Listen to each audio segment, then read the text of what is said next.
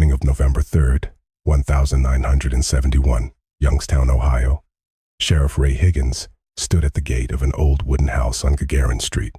The search had just ended. It was just a house, a sagging fence, a roof patched with tar paper, laundry still hanging on a line in the yard, stiffening in the cold. A typical Youngstown house, one of thousands clinging to the gray hills. In his left hand, Higgins pinched a Camel cigarette. In his right, a thin, cheap, spiral-bound notebook. It was the kind you'd buy for a dime at the corner store.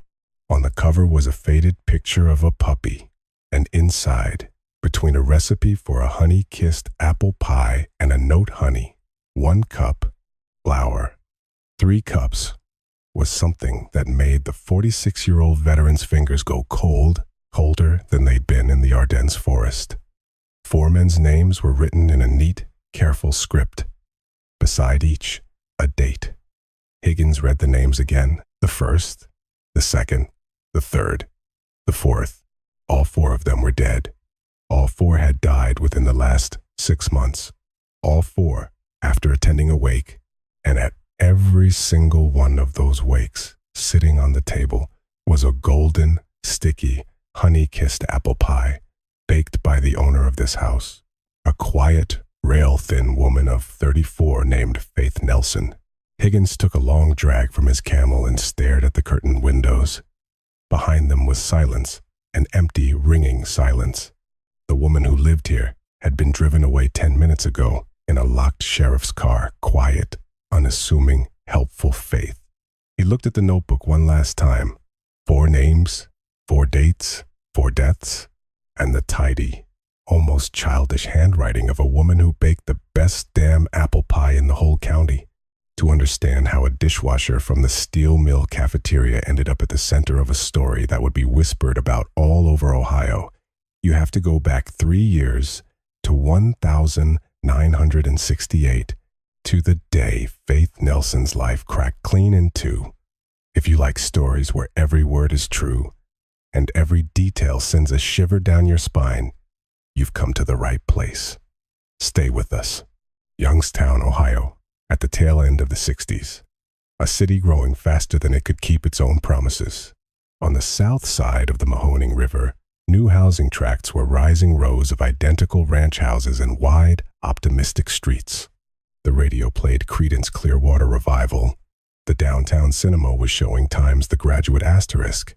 But this part of town, the north side, was a different Youngstown, a place of wood and pre-war grit.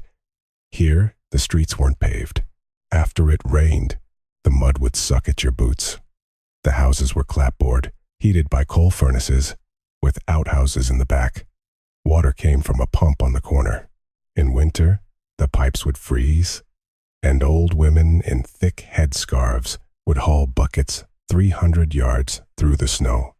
In summer, the dust from the dirt roads coated everything, and kids played stickball with a crushed tin can because a real ball was a luxury. This was a working-class neighborhood. The men worked at the mills, U.S., steel, Youngstown sheet and tube. The women worked in cafeterias, laundries, or at the Packard electric plant. A salary was $120 a week, $160 if you were lucky enough to be a foreman. They lived crammed together. You could see everything through the slatboard fences. Neighbors knew it all. Who drank, who hit his wife, who was fooling around, who was in debt, who was about to get laid off. There were no secrets. Or so it seemed. In this neighborhood, at 14 Gagarin Street, lived the Nelson family. Ethan Nelson, 31, a hydraulic press operator, 3rd class, at Youngstown Sheet and Tube.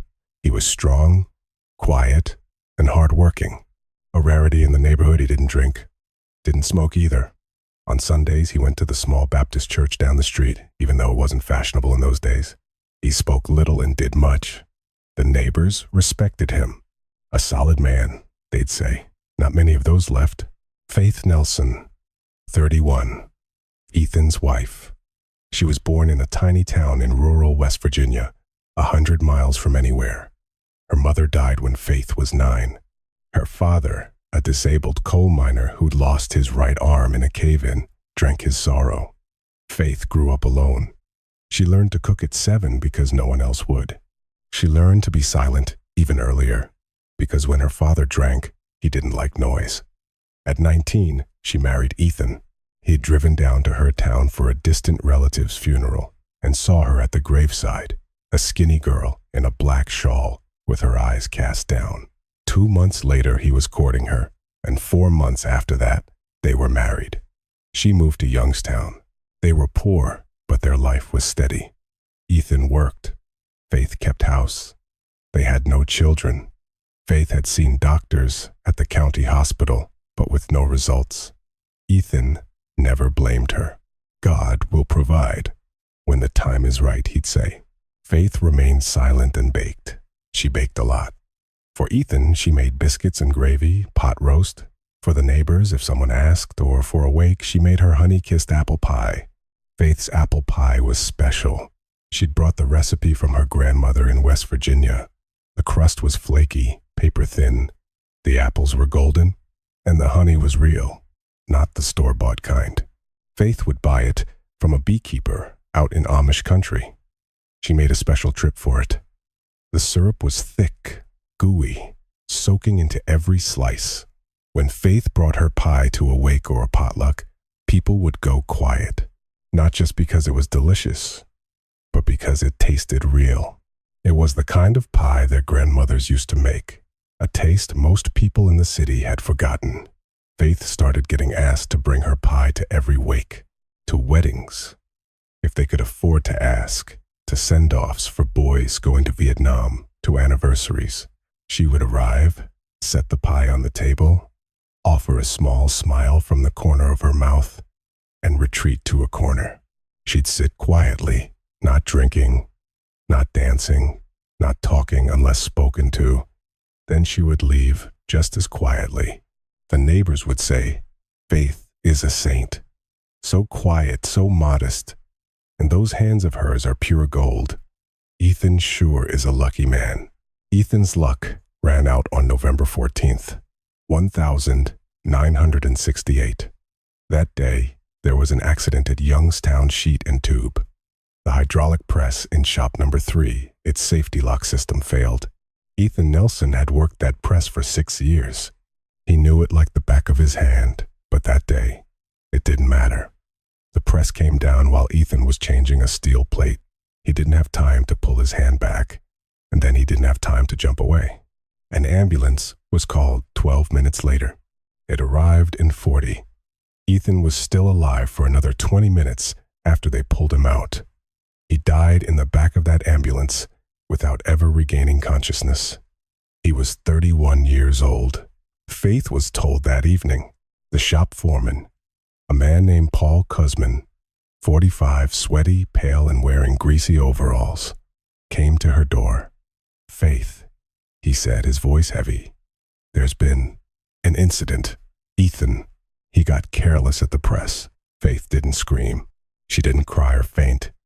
She just stood in the doorway of her house at 14 Gagarin Street, wearing an apron dusted with flour, and looked at Kuzman with her dark, quiet eyes. Then she asked, "Where is he?" Kuzman told her, "The county morgue, out on the highway." Faith nodded, closed the door, and sat in her kitchen until morning without turning on a single light. They buried Ethan 2 days later. The neighbors came, and the guys from the mill, the pastor read from the Bible. Faith stood at the grave, straight and motionless. She didn't cry. The neighbor women whispered, "Poor thing. She's turned to stone with grief." Others said, "That's how those mountain folk cry on the inside, not for show." A third group just shook their heads. At the wake, Faith served the food herself: potato soup, fried chicken, green bean casserole, and her honey-kissed apple pie. The pie sat in the center of the table. Everyone ate, and everyone praised it, and everyone told Faith, "You be strong now, honey." She would nod, smile with the corner of her mouth, and stay silent. And then she started making the rounds. Faith wanted only one thing: justice, compensation for her husband's death on the job, a widow's pension, an admission of the company's guilt, The Accident Investigation Committee took 2 weeks. The report was written quickly. In the box labeled cause, they wrote, "Gross violation of safety procedures by the employee, E. Nelson." The translation was simple. It was his own damn fault. The shop foreman, Victor Labanov, 52, a company man and party loyalist, signed the report without even reading it. A month later, he was promoted to assistant director of a sister plant in Chicago. He left. Faith stayed. She went to the union. The union man said, "The report is filed. The committee did its work. The decision is made." She went to the company's HR department. The HR man said, "We offer our condolences, but the paperwork shows it was employee negligence." She went to the county administrator's office. They listened, wrote her name in a ledger, and said, "We'll look into it." They didn't. She wrote a letter to the Times Youngstown Vindicator *. It was never published. She wrote to the State Labor Board and got a reply. Following a review, no violations of labor law were found. She wrote to her congressman in Washington.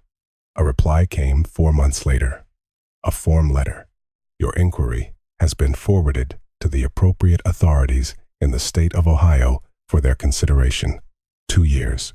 For 2 years, Faith walked and wrote and pleaded and waited. For 2 years, she was told the same thing. Your husband was at fault. For 2 years, she would come home to 14 Gagarin Street, sit in her kitchen, and stare at the wall where a photograph of Ethan hung young in a white shirt at their wedding, and she would be silent. She didn't get louder. She didn't become a troublemaker, the kind of woman who yells at town hall meetings and demands the truth. She remained quiet. But inside that quiet, something changed. Something broke. Or maybe something clicked into place with a quiet, terrible finality. Faith got a job as a dishwasher in the cafeteria at Youngstown Sheet and Tube, the very same mill that had killed her husband. Every day, she would walk through the main gate, across the yard past shop number 3, where that same press stood, and go down into the basement cafeteria to wash dishes. The pay was $70 a week, peanuts, but it was enough for her. She lived alone, spent little, and bought flour, honey, butter. She baked her apple pie. The neighbors pitied her. Poor Faith, all alone now. She's still so young. She could get married again, but she doesn't want to. She's a loyal one, they said. Must have really loved her, Ethan. Faith truly did not want to remarry, but not just because she had loved Ethan. She looked at the men in her neighborhood and saw the same thing over and over. Drunk, useless, cruel men. Men who came home on payday with empty pockets because they'd drunk it all away. Men who beat their wives for burning the meatloaf. Men who slept on the front porch in a puddle of their own filth while their kids walked around in worn-out sneakers. Her Ethan had been different.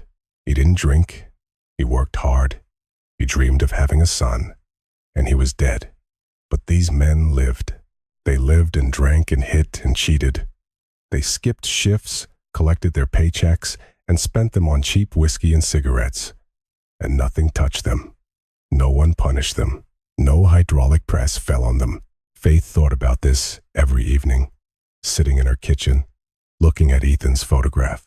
And one day, in the spring of 1971, she made a decision. A quiet decision. Just as quiet as she was.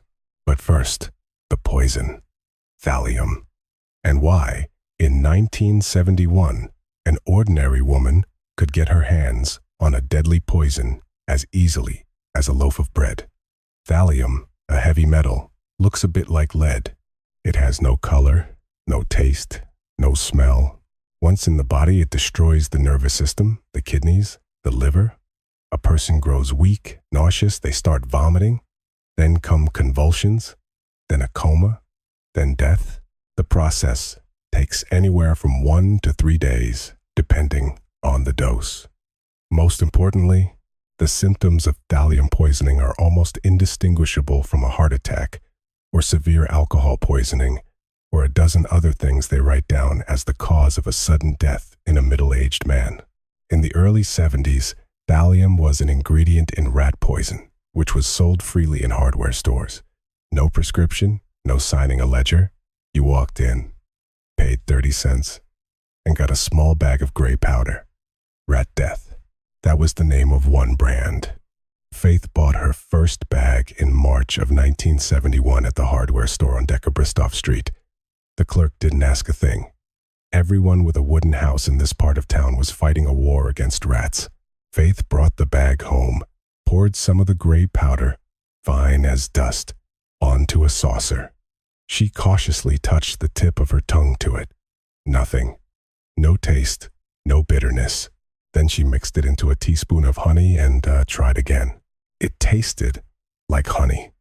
Sweet, thick clover honey. She wrote in her notebook, "Poison. Cannot be tasted in honey. Dose, tip of a knife." This was the very same spiral-bound notebook with the puppy on the cover. The notebook that Sheriff Higgins would find 6 months later. The one that would make his fingers go cold. But that was still a long way off. For now, it was May of 1971. Youngstown was warm. Lilacs were blooming in the yards. The kids were out of school, running around until dark. The cafeteria at the mill smelled of chili and hamburger steak. Faith washed the plates. Greasy plates with dried-on mashed potatoes. The warm water smelled of soap. Faith scrubbed them with a rag, one after another, and thought. She thought about Rusty Gallulin. Rusty Gallulin, 38, a mechanic. He lived on the next street over, 2 houses down from Faith. His wife, Alfie, was 34. They had 2 kids. Rusty drank. He drank hard, binge drinking, blackout drunk.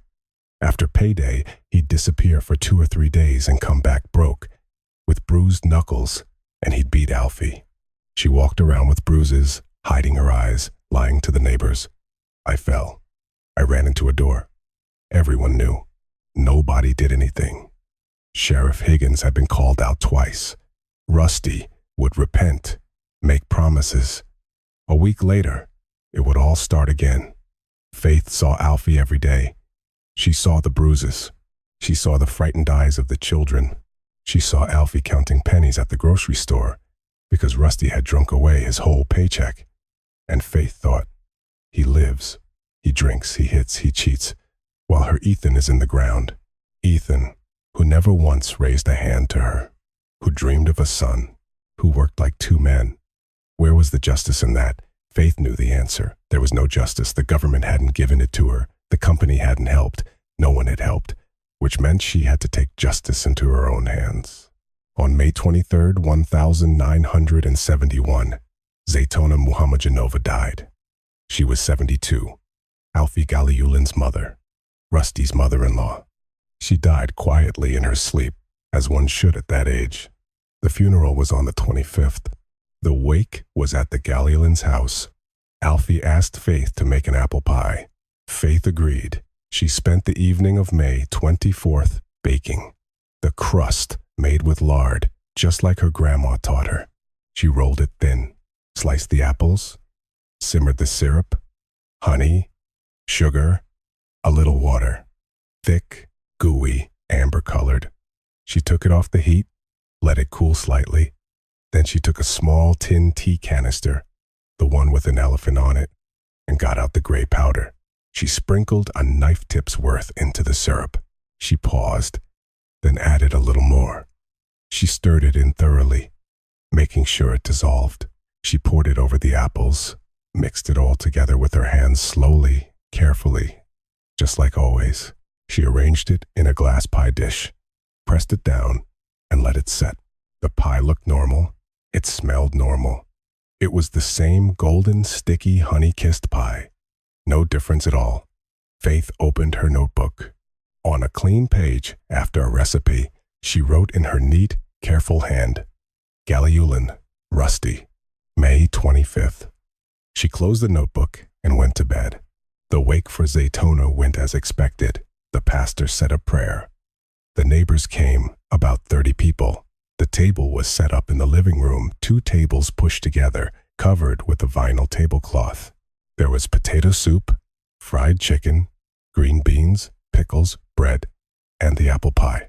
Faith's pie sat in the center of the table, and everyone reached for it, cutting off slices, praising it. Rusty Galiulin sat in the corner, already drunk. His face was red, his eyes were cloudy, the collar of his shirt was unbuttoned. He ate the pie, washing it down with whiskey, talking loudly about his mother-in-law. She was a good woman. God rest her soul. Alfie sat next to him, silent. An old yellow bruise was fading on her cheekbone. Faith sat in the far corner. She didn't eat. She didn't drink. She watched. Rusty ate a lot of it, piece after piece, breaking off the crust with his sticky fingers, licking the honey. Faith counted. 3 slices, 5, 7. That's enough. The wake ended in the evening. Faith collected her empty pie dish, went home, washed it, put it on the shelf, and went to bed. 2 days later, on May 27th, Rusty Galiulin started feeling sick. Nausea, weakness, stomach cramps. Alfie figured he'd overdone it at the wake. It happened all the time. She gave him some activated charcoal. Rusty lay in bed, moaning and sweating. By evening, he was worse. The convulsions started. Alfie ran to a neighbor, who called an ambulance. It arrived 40 minutes later. The doctor, a young woman named Elena Viktorovna, 28, fresh out of medical school, examined Rusty. His blood pressure was low. His pulse was weak and thready. His pupils were dilated.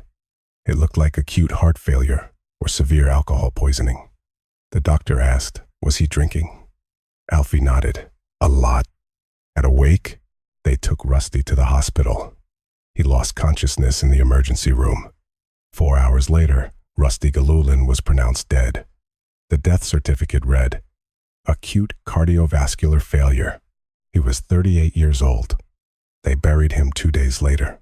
Not many people came to the wake. Rusty hadn't been well liked. Alfie was composed, dry-eyed, no wailing, no theatrics. The neighbors noticed and whispered among themselves, she's not crying, but you can understand why. Faith didn't go to Rusty's wake. There was no reason. No one asked for a pie. She sat at home in her kitchen, drinking tea and looking at Ethan's photograph. One down. She didn't feel joy. She didn't feel relief. She didn't feel guilt. She felt what a housewife feels when she finishes cleaning one room and moves on to the next. A job. Just a job. Sheriff Higgins, for his part, noticed nothing. A 38-year-old man dies after a drinking binge. What was there to investigate? Deaths like that happen 3 or 4 times a year in his county. Booze, a bad heart, age. It was a routine matter. But Faith was already thinking about the next one. Nate Safiullin, 45, a bus driver on the number 12 route from Youngstown to Boardman. He lived on Tuya Street, a block over from Faith. His wife, Gwen, was 39. They had 3 kids. Nate drank. Not as hard as Rusty, but regularly. Every Friday, like clockwork. Payday meant a binge. A holiday meant a binge. A bad mood meant a binge. He beat his wife. Gwen had gone to the sheriff's office 3 times, filed a report. Twice, she dropped the charges. The 3rd time, it went to a hearing at his work. Nate was given a formal warning. He promised to change. He lasted a month, then it all started again. Faith knew Gwen. Not as a friend, but they'd say hello. Faith saw how Gwen wore a thin coat in the winter because Nate had pawned her warm one. She saw how their oldest son, 14, would wait by the gate in the evenings, waiting for his father to come home so his mother wouldn't get the worst of it. She saw Gwen at the grocery store, counting her change and putting a stick of butter back on the shelf because she was short. On June 28th, Hamid Zarapov died. He was 64, a neighbor of the Safiullins, an old man, a veteran, quiet. He'd been sick for a long time. The funeral was on the 30th. The wake was at the Zarapovs' house. Gwen Safiullin came to help. They'd been neighbors for 30 years. Faith was asked to make the pie. Hamid's widow, Razia, asked her personally. Faith, honey, please make it the way you do. Hamid loved your pie.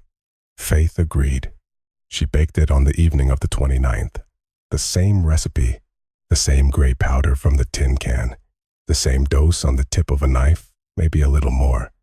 In her notebook, a new entry, Safulin, Nate, June 30th. At the wake, Nate Safulin sat next to the widow, offering his condolences, drinking vodka, shot after shot, and eating the apple pie. Faith saw him. He ate greedily, in big bites, shoving it into his mouth with his fingers. She sat in her corner and counted. On July 2nd, Nate felt sick. The same symptoms: nausea, vomiting, weakness, stomach pain. Gwen thought he had food poisoning. Maybe the vodka was bad. Maybe he'd eaten something that had gone off in the heat. She called an ambulance. It came. A different doctor, not the one who'd seen Rusty, looked him over and shook his head. Looks like food poisoning or a heart issue. He suggested taking him to the hospital. Nate refused. He hated hospitals. By the morning of July 3rd, he was much worse. Convulsions, loss of consciousness. Gwen called the ambulance again. This time, they took him. At the hospital, Nate Safulin died at 2:35 p.m. The diagnosis: acute food poisoning complicated by chronic alcoholism, heart failure. He was 45. Gwen cried at the funeral. Maybe out of habit, maybe for real. When you live with a man for 20 years, even if he hits you, you feel something. Maybe not love, maybe just habit, or relief, or both at once. Faith came to the funeral, stood off to the side in her black shawl, and said nothing. Done. A month passed between the second and third deaths. July in Youngstown was hot and muggy. The asphalt in the city center got soft. In Faith's neighborhood, there was no asphalt. The dirt roads were dusty, and the grit got in your teeth. Kids swam in the Mahoning River, even though the health department had forbidden it. The water was polluted from the mills. The men drank beer at the corner store. The old women sat on their porches, shelling peas and gossiping about the neighbors. 2 deaths in 2 months. Rusty Galiulin and Nate Safulin.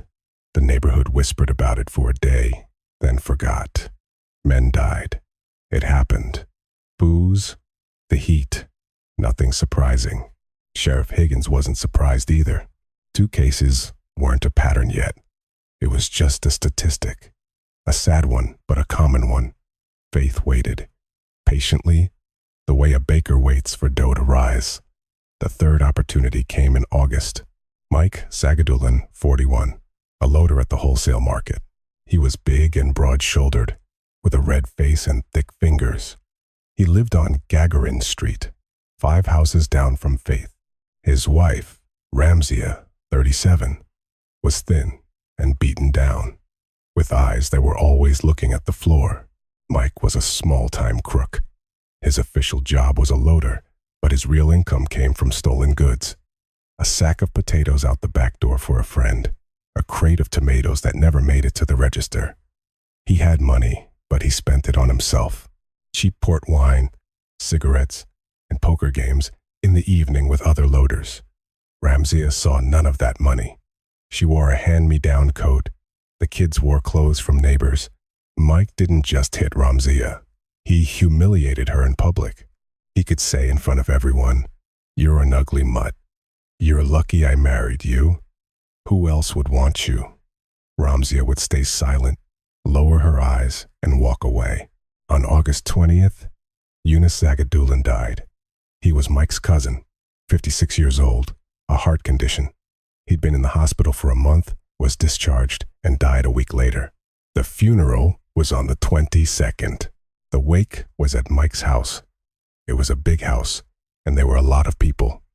Ramsia asked Faith to help with the food. Faith agreed, and of course, she brought an apple pie. At the wake, Mike drank vodka and told stories about Eunice, loudly, laughing and slapping his knee. Ramsia sat in a corner like a shadow. Faith sat across the table. She watched as Mike ate the pie, slice after slice, his sticky fingers wet with honey. In her notebook, the third entry: Zagadulin, Mike, August 22nd. On August 24th, Mike felt sick. Nausea, weakness, numbness in his legs. He blamed it on the heat and the vodka from the day before, drank some pickle juice, and lay down. By evening, he was worse. Ramzia wanted to call an ambulance. Mike yelled at her, "Don't you dare. It'll pass." It didn't. On the morning of August 25th, Ramzia woke up to silence. Mike was lying next to her, not breathing. The ambulance pronounced him dead. Diagnosis: acute heart failure. He was 41. 3 men, 3 deaths. May, July, August. 3 different houses, 3 different families, 3 different wakes. But one detail was the same. A detail that no one had yet noticed, except for Faith herself, who sat in her kitchen, drinking tea and looking at her notebook. 3 names, 3 dates. She turned the page. It was blank. There was still room. Fall, 1971. September in Youngstown was rainy and gray. The leaves on the poplar trees were yellow, wet, and heavy. A damp wind blew in from the river. In Faith's neighborhood, the mud was ankle deep. The women pulled rubber boots on over their shoes. The men wore work boots. The neighborhood lived its usual life. Rusty, Nate, and Mike were remembered, but without much grief. Men died. It happened. To be honest, their wives weren't exactly devastated. Alfie Galulin seemed calmer, her face brighter. She got a job at a sewing factory. Her kids were doing well in school. Gwen Sefiulin had come back to life too. She stopped hiding her eyes and started talking to the neighbors again. Ramzia Zagadulin had practically blossomed. For the first time in 10 years, she bought herself a new dress. No one connected these changes to Faith. No one thought about Faith at all. She was like a piece of furniture, a chair in the corner that no one notices until they need a place to sit. But at the end of September, something happened that Faith had not planned, something that changed everything. On September 24th, Qasim Ibragimov died at 69. He was the father of Vernon Ibragimov. He was an old man, a World War II veteran, decorated. He'd been sick for a long time, his lungs, from a wound he'd gotten during the war. He died at home, peacefully, surrounded by his family. The funeral was on the 26th. The wake was at the Ibragimov's house on Tuya Street. Vernon Ibragimov, 50, was a foreman at the Tepla Control Factory. A veteran himself, not of a war. He'd been too young, but a veteran of labor. 15 years at the same factory. Certificates, commendations. His picture was on the Employee of the Month board. His wife, Zura, was 47. They had 2 grown children, a son in the army and a daughter in college studying to be a teacher. Vernon didn't drink at all. As a matter of principle, he'd say, "God forbids it, and for good reason." He didn't smoke. He didn't hit his wife. On the contrary, the neighbors held him up as an example. Now, Vernon, there's a real man. Works hard, doesn't drink, provides for his family. If only they were all like that. Faith knew Vernon. Not well, but she knew of him. He lived 2 blocks away. His wife, Zura, sometimes bought an apple pie from Faith. Not for a wake, but just for the family. Faith liked Vernon. He was quiet, calm, respectful. He reminded her of Ethan. For the wake of Qasim Ibragimov, Zura called Faith. "Faith, dear, could you please make an apple pie? My father-in-law loved it so much. Let it be on the table for him one last time." Faith agreed. But this time, she didn't add the poison. She had no plans to kill Vernon. Vernon was a good man. He didn't drink. He didn't hit his wife. He didn't cheat. He was like Ethan. You didn't touch men like that. She made a regular apple pie, a clean one, without the powder. She brought it to the wake, set it on the table as usual, and sat in her corner as usual. But then, something she hadn't foreseen happened. Vernon Ibragimov ate the apple pie at his father's wake. He didn't eat much, a slice or two at most. He drank tea, not vodka. He was sober, quiet, and sad. A normal wake, normal food, a normal evening. And 2 days later, on September 28th, Vernon Ibragimov died. Zuhra called the ambulance in the morning. Vernon had woken up with a severe headache, weakness, and nausea. By noon, the convulsions started. He got worse at the hospital. By evening, he was dead. The diagnosis: acute heart failure. He was 50 years old. Faith found out about Vernon's death from a neighbor. She stood by her gate, listening. Her face was motionless, her dark eyes empty. She didn't understand. She hadn't added any poison. The pie was clean, she was sure of it. But Vernon had died in the same way, with the same symptoms. 2 days after a wake, Faith went home, took out the tin canister, opened it, and looked at the gray powder. She looked at the bag of flour sitting next to it on the shelf. Then she looked at the jar of honey, then at the wooden cutting board where she sliced the apples for her pies. And she understood the board. She had sliced the apples on the same board she'd used to measure out the powder. She had washed the board, but not well enough. Traces of thallium had remained in the wood, soaked into the cracks, and transferred to the apples. A microscopic dose, but for a 50-year-old man with a weak heart, it was enough. Faith sat down on a stool and sat there for a long time. Then she opened her notebook. On the page where the 3 names were written, she added a 4th, Ibragimov, Vernon, September 26th. But next to this name, she didn't put a period. She put a question mark. This was her mistake. Not the board, not the powder, but the name of Vernon Ibragimov in her notebook. Because it was his death, the death of a man who didn't drink, didn't hit his wife, didn't skip work, a man who, by Faith's logic, did not deserve to be punished. That broke the pattern and made one meticulous sheriff start to think. Sheriff Ray Higgins, 46, sheriff of this district in Youngstown, Ohio. He'd been on the job for 17 years. Before that, the war, drafted in 43 at 18, fought in the Battle of the Bulge, took shrapnel in his left leg. He still walked with a limp, a Purple Heart, and a Bronze Star. After the war, the police academy, then sheriff's deputy.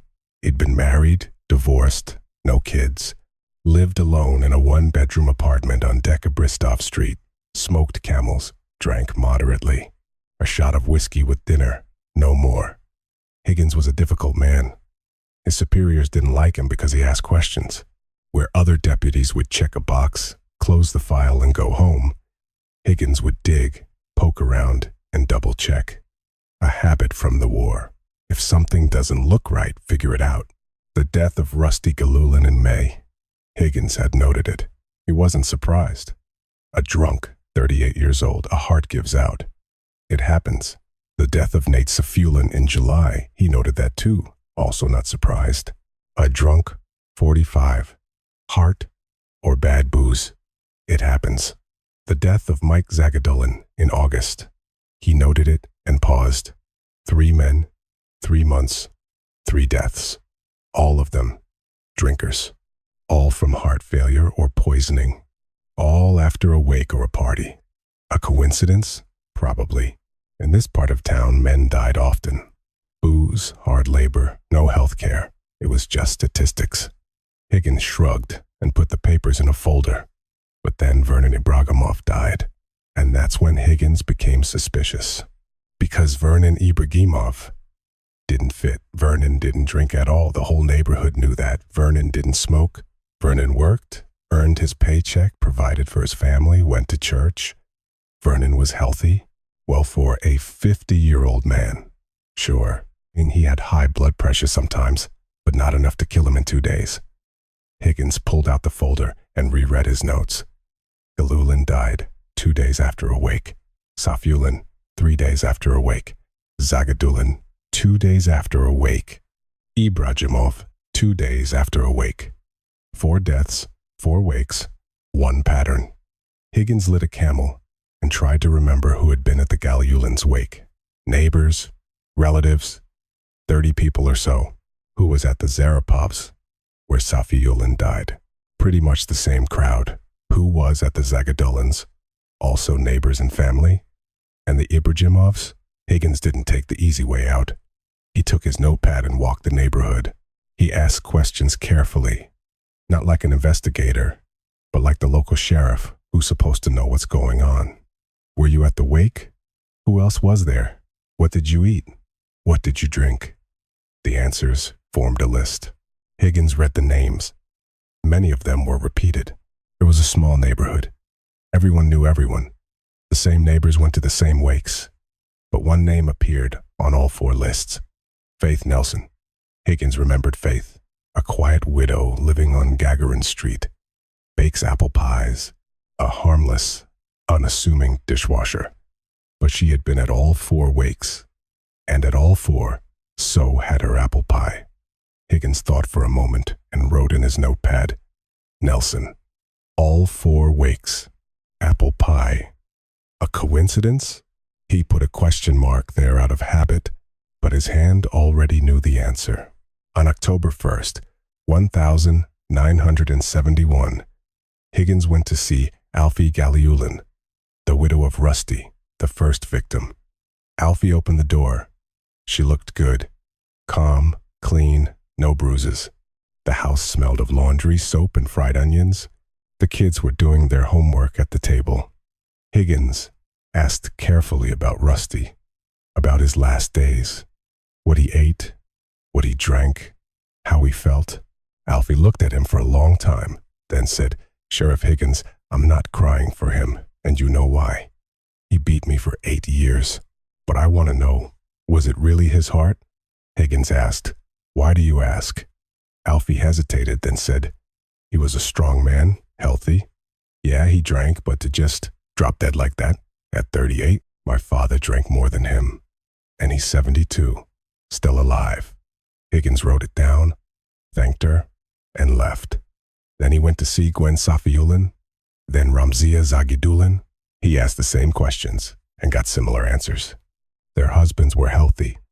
They were drinkers, yes, but strong men. And they had died suddenly, after a wake. On October 3rd, Higgins went to see Zura Ibrahimova, Vernon's widow. Zura was crying, not like Alfie, not like Gwen, not like Ramzia. Zura was crying for real, a heavy, womanly grief that seemed to shake the walls. Vernon had been a good husband. She had loved him, and she couldn't understand how a healthy, non-drinking man of 50 could die of a heart attack in 2 days. Higgins asked what he had eaten at the wake. Zura listed the food: soup, noodles, meatloaf, potatoes, bread, and Faith's apple pie. The pie, Higgins asked. And what did he drink? Zura shook her head. Tea. Only tea. You know he didn't drink. Higgins nodded. He knew. He left Zura's house and lit a cigarette. He stood by the fence, looking at the gray sky, the wet poplar trees, the puddles reflecting the wooden houses, and he thought, 4 deaths, all after a wake. At every wake, there was an apple pie made by Faith Nelson. 3 of the men were drinkers. You could blame it on the booze. But the 4th was a teetotaler. You couldn't blame it on the booze. Higgins was a sheriff, not a homicide detective. He didn't have the authority to open a murder investigation, but he had the right and the duty to file a report. On October 4th, 1971, Sheriff Ray Higgins submitted a report to his supervisor, Major Gabdolin, at the Youngstown precinct. The report detailed 4 cases of death in men aged 38 to 50 between May and September 1971. All had occurred after a wake. The same woman had been present at all of them. Possible connection, he wrote. Major Gabdolin read the report and winced. He said, Higgins, are you serious? Some woman is a pie poisoner? These guys died from booze. Stop making things up. Higgins didn't back down. He insisted. He asked for an investigation, for at least one exhumation, for at least one toxicology analysis. Gabdillon waved him off. No grounds. There's a diagnosis, a death certificate. It's all official. Go do your job. Higgins left, but he wasn't satisfied. On October 5th, he drove to the local university. He found an acquaintance, Arkady Steinberg, a 60-year-old professor in the toxicology department. Higgins knew him from an old case. About 10 years back, there had been a poisoning at a factory. Steinberg had done the expert analysis. Higgins told him everything. 4 deaths, similar symptoms, the same food item on the table. Steinberg listened, then asked, what were the symptoms? Specifically, Higgins listed what he knew: nausea, vomiting, weakness, convulsions, loss of consciousness, death within 2 to 3 days. Steinberg took off his glasses, wiped them, and put them back on. Ray, he said, it could be anything. Alcohol poisoning, food poisoning, a heart attack. But there is one thing that produces exactly that clinical picture and is almost impossible to detect in a standard autopsy. What's that? Higgins asked. Thallium, Steinberg said. Thallium salts are an ingredient in some rat poisons. Tasteless, odorless, dissolves in any liquid, takes effect in a day or two. The symptoms are exactly what you described, and in a routine autopsy, they won't find it. You need a special analysis, one they don't even do in Youngstown. You'd have to send it to Cleveland or maybe even D. C. Higgins was quiet for a moment, then asked, if we exhume a body after 5 months, will the thallium still be there? Steinberg nodded. Thallium is stored in the bones and hair for years. If it was there, we'll find it. Higgins thanked him, left, and lit a Camel on the steps of the science building. His hands were shaking, and not from the cold. Now he had to get an exhumation order. And to do that, he had to convince people who didn't want to listen. On October 6th, Higgins went back to Gabdillon. With him was a handwritten note from Steinberg. Given the described symptoms, I recommend ruling out thallium salt poisoning through toxicological analysis of biological samples. Gabdillon read it and winced again. But a note from a professor wasn't just a sheriff's hunch. It was a document. Fine, Gabdillon said. I'll pass it up to the detectives. Let them decide. The case landed on the desk of Detective Oleg Sorokin of the Youngstown Homicide Division. Sorokin was 40, originally from New York, had been in Youngstown for 10 years. He was a homicide detective who handled major cases, a calm, methodical man. He read Higgins's report. He read Steinberg's note. He called Higgins in. They talked for an hour. Higgins laid it all out. 4 deaths, wakes, apple pie, faith. Sorokin listened without interrupting, then asked, motive? Higgins shrugged. I don't know. She's a quiet widow. Her husband was killed at the mill 3 years ago. She didn't get any compensation. That's all I know. Sorokin wrote it down, then said, I need an exhumation. At least 1 body. Ibrahimov's. He was a non-drinker, healthy. His death is unexplained. If we find thallium, we have a case. Getting an exhumation order in Ohio in 1971 was not a simple task. You needed a prosecutor's approval, a solid reason, and a boss who wasn't afraid of a scandal, because an exhumation meant noise. It meant the newspapers. It meant questions from upstairs. What's going on down there? Why didn't you prevent this? Sorokin wrote a request to the county prosecutor, attaching Higgins's report and Steinberg's note. The prosecutor, a cautious political man who didn't like taking risks, read the papers for 2 days, then called Sorokin in. Oleg, you understand that if we dig up a grave and find nothing, they'll have our heads, right? The Ibrahimov family is well respected. The father was a war hero. This will be a scandal. Sorokin replied calmly, I understand that, sir, but if we don't dig, and this woman kills someone else, they won't take our heads, they'll take our badges, and they'll be right to do so. The prosecutor thought for a moment and signed the order. On October 8th, 1971, The body of Vernon Ibragimov was exhumed from the cemetery on the east side of Youngstown. Zura Ibragimova had given her consent, reluctantly, with tears in her eyes, but she gave it. Higgins had explained it to her personally. Zura, I want to know the truth. And so do you. Let's find out. The samples, hair, fingernails, bone fragments were sent to a federal lab in Washington, D.C. They promised results in 10 days. For 10 days, Sorokin waited. Higgins waited. Faith didn't know anyone was waiting. She went on with her life as usual. She went to work at the cafeteria, washed dishes, came home, cooked, and sat in her kitchen, looking at Ethan's photograph. The notebook lay in a dresser drawer, under a stack of linens. 4 names, 4 dates. On October 16th, the results came back from Washington. Sorokin opened the envelope in his office, read it again, and put it on his desk. The conclusion: in the biological samples taken from the exhumed body of V. Ibragimov, thallium salts were detected in a concentration 2.3 times the lethal dose. Vernon Ibragimov had been poisoned. Sorokin picked up the phone and called Higgins. Ray, you were right. Thallium. Lethal dose. We're opening a case. On October 17th, 1971, the Youngstown Police Department opened a criminal investigation into the premeditated murder of Vernon Ibragimov. The charge: first-degree murder. Sorokin led the task force. Higgins was included as a consultant. He knew the neighborhood, the people, and Faith. But it was too soon to go to Faith directly. They needed more evidence, a link between the poison and a specific person. Sorokin started by getting exhumation orders for 2 more bodies, Galiulins and Safiulins.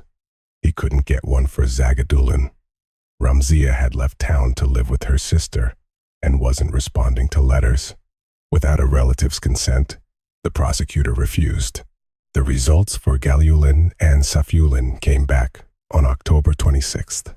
Thallium, in both bodies, in lethal doses. 3 poisonings, 3 murders, 1 pattern, wakes, 1 food item, apple pie, 1 person, Faith Nelson. But this still wasn't proof. It was circumstantial evidence. For a court, they needed more. They needed to find the poison in her house. They needed a motive. They needed a confession or irrefutable physical evidence. Sorokin made a decision: surveillance. He put Faith Nelson under covert surveillance and waited. Starting October 28th, 2 plainclothes officers took turns watching the house on Gagarin Street. One in a Ford Falcon parked across the street, the other on foot. Faith lived her normal life. To work in the morning, home in the evening. The store, home, all the kitchen. No suspicious contacts, but Higgins continued to work on his own. He questioned the neighbors again, carefully, without pressure, as part of his routine duties as sheriff. And one conversation paid off. Raisa, Faith's next-door neighbor, 63, an old widow who lived alone, kept chickens and a goat, and knew everything about everyone. A typical neighborhood grandma who sat by her window and saw everyone who came and went. Higgins dropped by her house, ostensibly on official business, to check the registration for her goat, a formality. While he was there, he asked about the neighbors, about Faith. Raisa perked up. Faith is a good girl, quiet, lives all alone, poor thing. A wonderful cook, her apple pie, to die for. Higgins nodded. Then he asked, as if it were an afterthought, does she have a rat problem in her house? Raisa frowned. Rats? I don't know. We all have them. These old wooden houses. How could you not? But I'll tell you something, Sheriff. She lowered her voice. Faith buys rat poison a lot. I saw her 3 times this summer at the hardware store on Dekabristov. I even said to her, Faith, what are you dealing with rats the size of cats? She just laughed and didn't say anything. Higgins remembered. 3 times over the summer. 3 purchases of poison, 3 poisonings, not counting Ibragimov. He passed the information to Sorokin. Sorokin had it checked out. He sent an officer to the hardware store. The clerk, a woman in her 50s, confirmed it. Yeah, a woman bought Rat Death 3 times. In March, June, and August. The description matched. Thin, wore a headscarf, dark eyes, quiet. There were no receipts.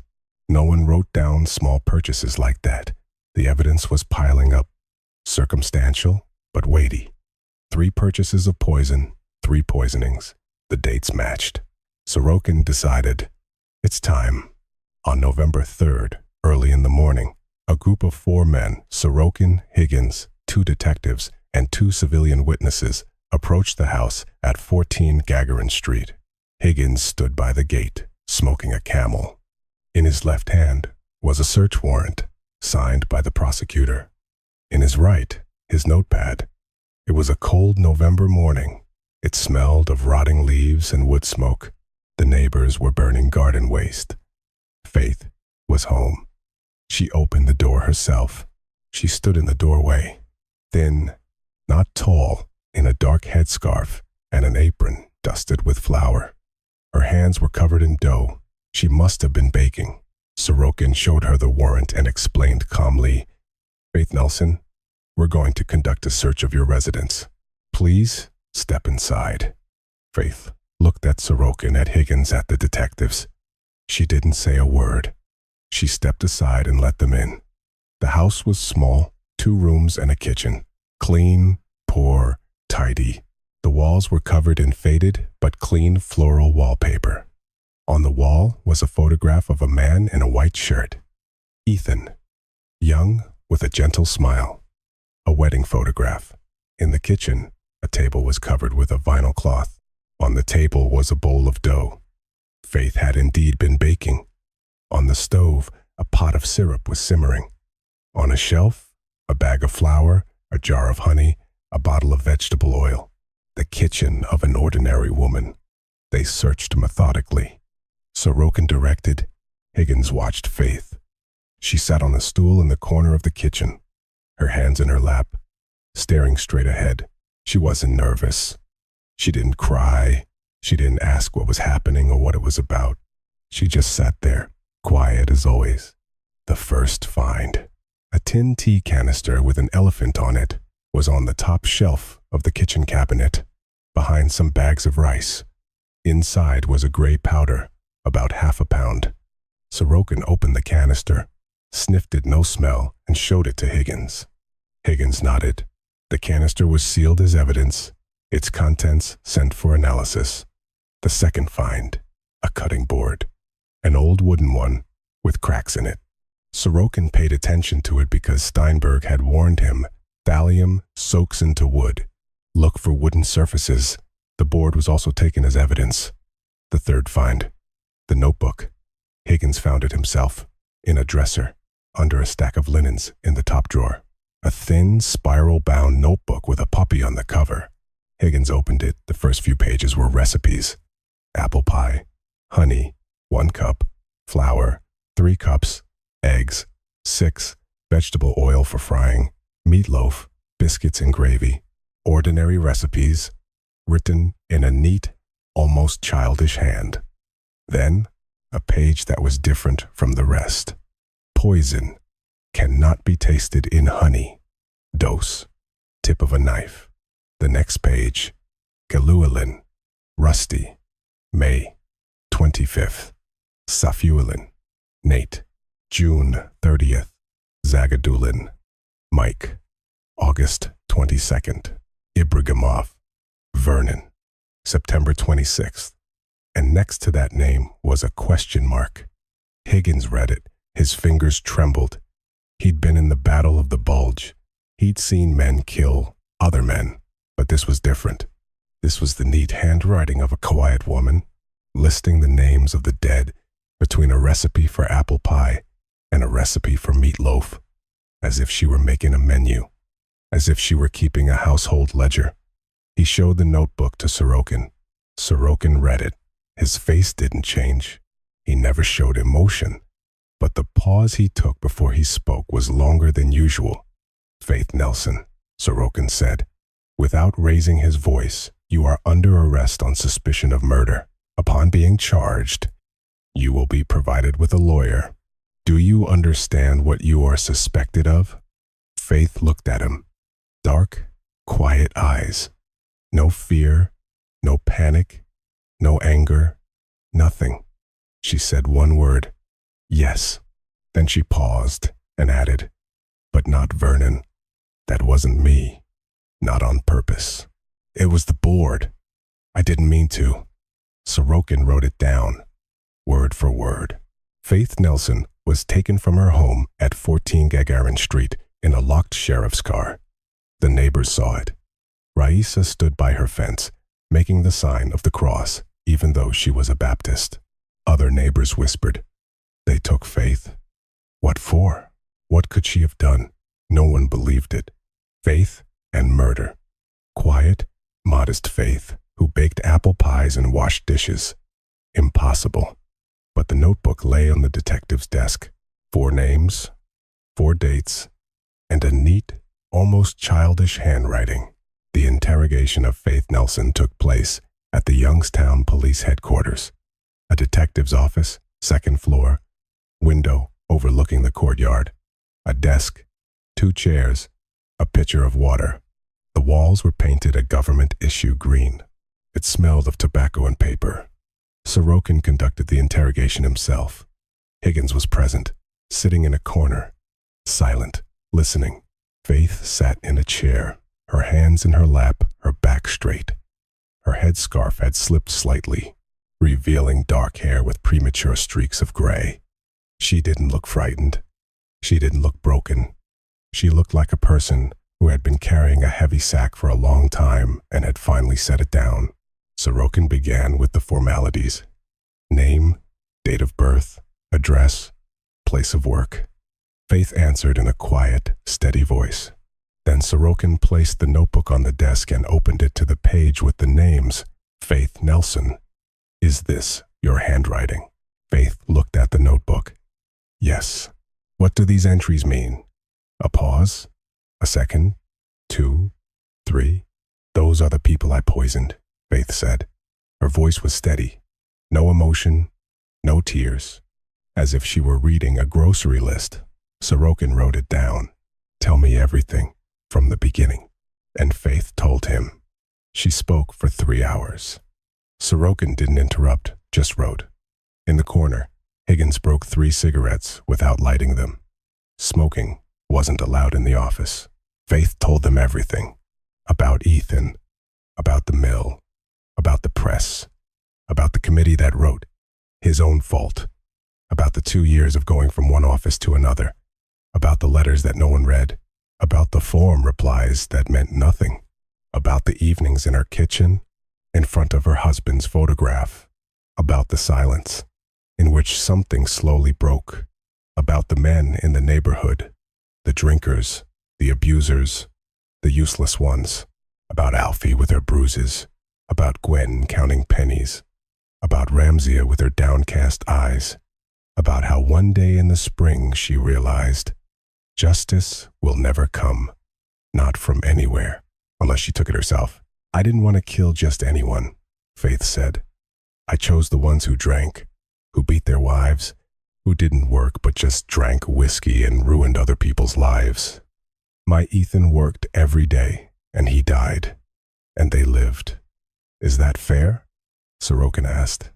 "And Ibragimov? He didn't drink. He didn't beat his wife. He worked.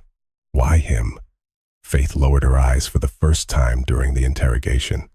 "Vernon was a mistake. I didn't want to. I didn't put poison in his pie. But the board, I sliced the apples on the same board where I'd measured the powder. I guess I didn't wash it well enough. I don't know. I didn't want to. He was a good man, like Ethan." She fell silent. Then she said quietly, "That's the only thing I regret." Sorokin wrote it all down. Word for word, the interrogation continued for another 2 hours. Sorokin clarified the details. Where did she buy the poison? At the hardware store on Dekabristov. How many times? 3. One bag at a time. How did she measure the dose? On the tip of a knife, a little extra. How did she mix it in? Into the syrup before pouring it over the apples? How did she choose her victims? She watched to see who was eating the pie at the wakes. How did she keep records in the notebook after each time? When asked why she wrote it down, Faith replied, "So I wouldn't forget, so I would know how many." When asked if she had planned to continue, Faith was silent for a moment, then said, "I don't know. Maybe, if I'd been asked to another wake." The interrogation transcript was 22 pages long. The investigation lasted 2 months, November and December of 1971. An analysis of the contents of the tin canister confirmed thallium sulfate, rat poison, Rat Death brand, the very same product that was sold freely in hardware stores. An analysis of the cutting board found traces of thallium in the cracks and wood fibers, confirming Faith's story about the accidental poisoning of Ibragimov. The toxicology analysis of the bodies of Galiulin and Safiullin showed lethal doses of thallium. No exhumation was performed for Zagadulin. The family refused consent, but Faith's testimony, the entry in her notebook, and the matching dates were enough to bring charges. A psychiatric evaluation was conducted at the state hospital. A panel of 3 doctors examined Faith for 3 weeks. The conclusion: sane. No signs of mental illness. Mild depression, withdrawn personality, but not psychosis, not schizophrenia, not delusional. Faith Nelson was fully aware of her actions and was in control of them. This finding shocked many. People had expected the experts to say she was sick, insane. Then it would all make sense, madness, illness. But no, Faith was sane. She had killed consciously, deliberately, methodically. During the investigation, Sorokin put together the full picture of events. 4 incidents, 3 premeditated murders. Galiulin, Safiullin, Zagadulin, 1 case of manslaughter. Ibragimov, the murder weapon, thallium sulfate, mixed into the honey syrup used to make apple pie. The delivery method, wakes, social gatherings, a traditional dessert. The motive, revenge for her husband's death, which had transformed into a hatred for men of a certain type. The indictment was 67 pages long. The trial took place in February of 1972. The Youngstown County Courthouse. The courtroom was small, held about 80 people. On the day of the trial, it was packed. The neighbors came. The victims' relatives came. A reporter from the Vindicator Times came, but the story was never published. The case was too uncomfortable. The judge was a stern, experienced man with a heavy gaze. The prosecutor was a sharp, dry man who spoke quickly and precisely. The defense attorney was a young woman appointed by the state, clearly overwhelmed by the scale of the case. Faith sat at the defendant's table in the same dark headscarf, thin, motionless, staring straight ahead. Not at the judge, not at the prosecutor, not at the gallery, at a single point on the wall. The prosecutor read the indictment.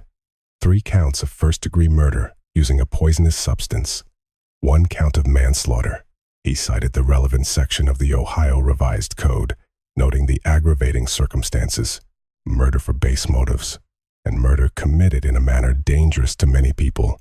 The witnesses were called. First, Alfie Galiulin. She entered the courtroom, quiet, pale, in a new dress. She looked at Faith. Faith didn't raise her eyes. Alfie testified, "My husband died on May 27th. Before that, we were at a wake. He ate the apple pie. 2 days later, weakness, convulsions, death. The doctor said it was his heart." The judge asked, "Did you suspect anything?" Alfie hesitated. "No." Rusty drank. "I thought it was the booze. But he was a strong man, 38 years old. I did think later it was too soon. Way too soon." Zura Ibragimova was called. She was crying, speaking through sobs. My Vernon didn't drink a drop. He was healthy. He shouldn't have died. He shouldn't have. The judge asked, "Did you know the defendant?" Zura nodded. "I knew her. A good woman." That's what everyone said. I asked her to make the pie myself. I asked her if I had known. She couldn't finish. She broke down crying and was led from the courtroom. Sheriff Higgins was called. He recounted how he had noticed the pattern, how he had conducted the interviews, how he had filed the report and pushed for an investigation. He spoke dryly, like a soldier. Facts, dates, names, no emotion. The judge asked, "What led you to suspect the defendant?" Higgins replied, "The death of Ibragimov. He didn't drink. He was a healthy man. His death couldn't be explained by ordinary causes. Everything else could have been a coincidence. But when you have 4 coincidences, it's not a coincidence anymore." Detective Sorokin was called. He laid out the course of the investigation, the results of the forensic analyses, the interrogation protocol. Methodical, calm, without unnecessary words, as always. The defense attorney tried to build a defense. She spoke of Faith's difficult life, the death of her husband, the 2 years of fruitless appeals to the authorities, the injustice that had broken a person. She asked the court to consider the mitigating circumstances. She argued that Faith was a victim of a system that had failed to protect her when she needed protection. She asked for leniency. The prosecutor, in his closing argument, was brief. "Your Honor, members of the jury, before you is a woman who, coolly and calculatingly, over a period of 5 months, poisoned 4 people. She exploited the trust of the people who invited her into their homes. She used a national tradition, the funeral wake, as a cover for murder. 3 of her 4 victims, yes, they were flawed men, drinkers. Crude, but being flawed is not a capital offense. No one gave the defendant the right to decide who should live and who should die. The 4th victim, Vernon Ibragimov, was a man of impeccable character. His death is a direct result of the defendant's criminal activities. I asked the court to impose the maximum penalty, death." The courtroom went silent. Someone in the back row sniffled. The judge turned to Faith. "The defendant will now make her final statement." Faith stood up slowly. She looked out at the gallery for the first time in the entire trial. She spoke quietly, so quietly that people in the back had to lean forward to hear. "I'm not asking for forgiveness. I knew what I was doing. Rusty beat Alfie for 8 years. Nate beat Gwen. Mike beat Ramsia. No one stopped them. The police didn't stop them. The courts didn't stop them. The neighbors didn't stop them. So I stopped them." A pause. "But Vernon is my fault. My real fault. He was a good man, like my Ethan. I didn't mean to. If I could take it back, I would. But I can't. That's all." She sat down, lowered her eyes, and did not say another word. The jury went to deliberate. They were out for 4 hours. The courtroom waited. Silently, tensely, Alfie Galulin sat in the front row, wringing her hands. Zura Ibragimova was next to her, her eyes wet. Raisa, the neighbor, sat in the back, running her fingers over a rosary and whispering a prayer. The verdict was read at 5:30 p.m. The judge spoke slowly, clearly, looking out at the courtroom. The jury finds the defendant, Faith Nelson, guilty on 3 counts of first-degree murder and 1 count of manslaughter. A pause. Considering the gravity of the crimes, the multiple offenses, the particular cruelty of the method used, and also taking into account the mitigating circumstances of the defendant's severe personal tragedy and the death of her husband under conditions not insured by his employer, another pause of this court sentences Faith Nelson to death. The courtroom let out a collective breath, not of joy, not of shock, but of something else heavy, dull, unspoken, as if everyone understood at once that there were no winners in this story, only losers. Faith listened to the verdict standing. Her face was motionless, her eyes dry. She didn't flinch. She didn't turn pale. She just nodded, as if she'd been told the weather forecast. The defense attorney filed an appeal. The Ohio Supreme Court reviewed the appeal in April of 1972. The verdict was upheld. Faith wrote a petition for clemency to the governor. The petition was reviewed. Clemency was denied. The sentence was carried out in the summer of 1972. Faith Nelson was 35 years old. The house at 14 Gagarin Street stood empty for 3 years. Then it was torn down along with the other wooden houses in the neighborhood. When new housing projects were built, a 9-story apartment building rose in its place, a standard, typical building like hundreds of others. Sheriff Ray Higgins continued to serve until 1978. He retired, lived alone in the same apartment on Decker-Bristow Street. He smoked his Camels. In the evenings, he would walk in the park by the river. Sometimes he would walk past the place where Faith's house had stood. He would stop, stand for a minute, and then walk on. He died in 1985. He was 60 years old. Detective Oleg Sorokin received a commendation from the police department for solving the case. He continued to work in the Youngstown Homicide Division until 1983, then transferred to a larger city. He eventually made colonel. He rarely spoke of the Nelson case. When asked, he would say one thing: the hardest case of my career. Not because it was complicated, but because it was understandable.